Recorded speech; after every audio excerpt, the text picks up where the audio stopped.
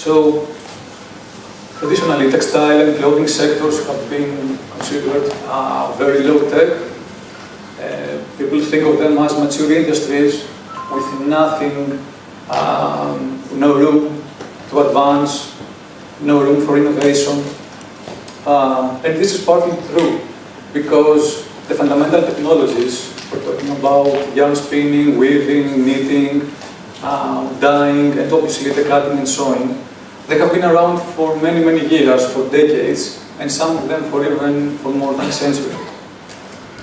In reality, though, both the textile and the fashion industry are quite technologically evolved, and today we will just try and see how this works.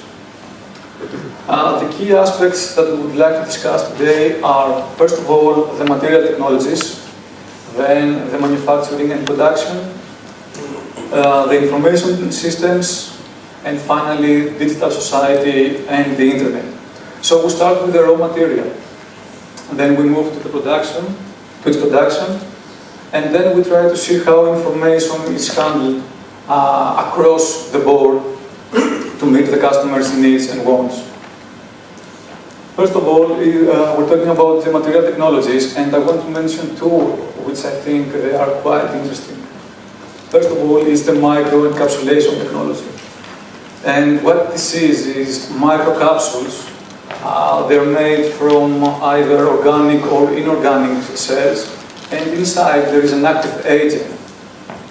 The active agent is what delivers the additional function of the product. This is what makes the product unique.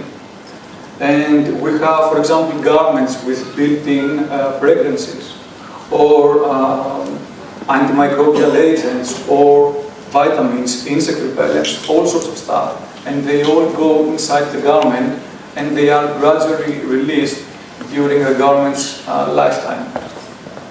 This additional function is what makes the difference and what differentiates the product compared to anything else in the market. Another example is smart textiles, which is very, very interesting as well. They are trying to do exactly the same thing, add an additional function, try to make something different. We have energy-related smart textiles, which can be, for example, a jacket with a photovoltaic panel and a flexible battery inside it, which can charge your smartphone for the day. Or it can be communication-related. So, for example, we can have underwear with a heart monitoring sensor. And the person who wears it, if they feel sick, if they get ill, they can go to, a signal can travel all the way to the hospital, and they can get medical assistance. Finally, we have the appearance-related, which can be a fashion garment, a fashion item, with a screen, a flexible screen on it. And these are just outlines of what they can do. The applications are numerous. They are not just for fashion. They can be for corporate. They can even be for military. So, for example, you can have a uniform which has sensors, and they can detect a chemical substance, and they can alert the person who wears it that be careful, this substance is in the air now, so you need to take caution. After the raw material, we move to the production and the manufacturing. So we can start with something very simple, like the CAD and CAM systems, which most of you know. So, for example, we have CAD systems now, which are state-of-the-art, and they can cut whatever material you throw at them. In order to achieve perfectly cut parts, boost efficiency, maximize production. But it's not just that. So we have additional technologies, like the inkjet printing, which I think is very, very important. One of the main problems that we have as an industry is the fact that we have the dreaded minimums. So no matter what you produce, you need to make a minimum quantity. Most of you know about it. This changes things because now you can produce even a meter of fabric, let's say, even for one sample. And it can be exactly as you want it to be. So this is something very unique. It has started to appear, but it hasn't taken off yet. Another quite exciting technology is the advanced sewing material. The technology that basically, it's advanced sewing system. So basically, what we're trying to do with that is we move the fabric on its own. There are sensors who can actually count the threads of it, and the fabric is being cut and sewn on its own by machines. It's very, very different to what we have now. It hasn't really taken off yet. It is a prototype technology.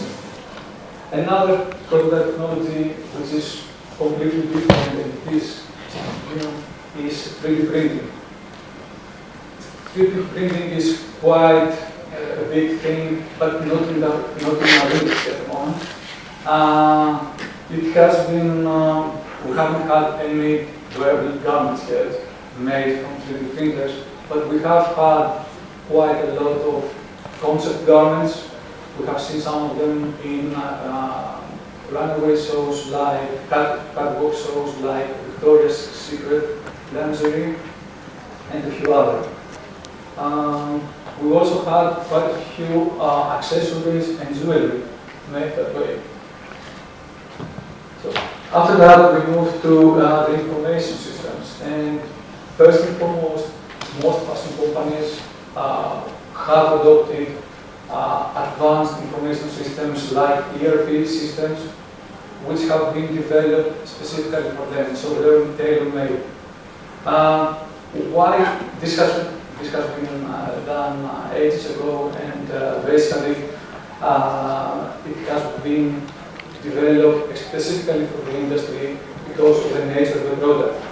We have a very complex product as an industry because we're not just talking about a garment. It's a garment in all sorts of different sizes, in all sorts of different colors. And apart from that, we also have something like, for example, a third dimension. Let's say, for example, shirts for men's tailoring. So you can have an additional dimension, which is the sleeves length. All this makes the product and its handling very, very difficult. So for that reason, they have been produced. We have produced very, very complicated ERP systems, which now have been evolved to what we call the life cycle management tools. And these are used by fast fashion companies, like Zara and H&M. And what they're trying to do is maximize the supply chain speed, make it more agile. And that is quite important because obviously now we have to make sure that we respond to the market as fast as possible, and at the same time we want to bring down, minimize the stock that doesn't sell through. Another exciting new venture is the RFID technology. So we're talking about a microsensor, a microchip, which is connected to an antenna and can be used in order to identify the garments. How important this is, let me give you an example. So if you have a barcode, a standard barcode, you need approximately 8 to 10 seconds to actually physically scan the garment. So with that one, you can have an RFID sensor and basically scan the whole shipment of garments in the same time. So we're talking about tens or hundreds of items, everything being done in just a few seconds. Another technology which I'm personally quite excited about is the body scanning technology and the 3D body scanning technology. It's not just an information technology because obviously we have advanced machinery which is the body scanners. It is quite a new thing. It has been brought to market. The exciting thing about it is the way it changes the way you shop. So you go into the store, a scanner takes your measurements, and then you can make a garment at your measurements, or if something suits you, the system can tell you, okay, you are a size medium, you will take it. And you can actually see yourself wearing it. It's what it's called the virtual try-on. So there is a screen there, you can actually see yourself wearing the garment, even though obviously you're not. Lastly, I'd like to talk about the digital society.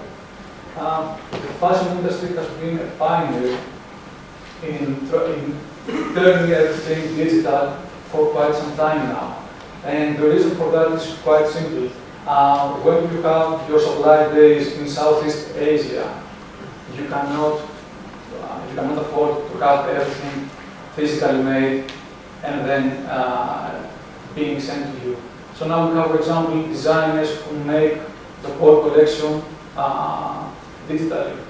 Or they can have, for example, you have buyers who approve stuff that just from scanned copies, embroideries made from the same thing again and approved again. So we have everything turned digital. This information obviously is managed digital as well, so it's created digitally, it's stored digitally, and can be accessed from anywhere in the world. You can have your smartphone, you can have your laptop, it can be a mainframe computer. The digital world is changing another thing as well. So now, for example, we don't have to go to someone who knows a few guys in China who make especially silk products. You can find them online and buy them without any intermediaries, which is another great thing about the technology. Many companies have introduced something else as well. They have introduced an online system where you can actually go as a supplier, see what they want, and bid online on real time in order for you to actually get a contract. So all these are done on a corporate level. What about the B? It's B2B. What about the consumer? So everything is exactly the same there as well, because everything is going into digital. So it's not just about having a website anymore or an e-shop. So if you see your favorite brand's wall on Facebook, or if you read their tweets, or if you see a video on YouTube, everything is digital, and they, the consumers, they are reacting to that more than anything else. An interesting fact about how important this is for fashion companies is that if you check the ad placements for the past few years about the work placements for fashion companies, they don't just ask for buyers, merchandisers, technologists anymore, but they do ask for people who know the digital world. So you will see ads about, let's say, social media manager or e-commerce manager, e-commerce executive, stuff like that. So that was it, a very brief presentation from my point, just to outline a few key technologies that drive the textile and fashion industry forward. The quite important thing about them is that if you combine them, this is where it gets really wonderful, and you get the innovation that they think, that outsiders think that our industry is lacking. And when we combine them, obviously, it opens up to a village of opportunities which we cannot afford to miss. Thank you very much.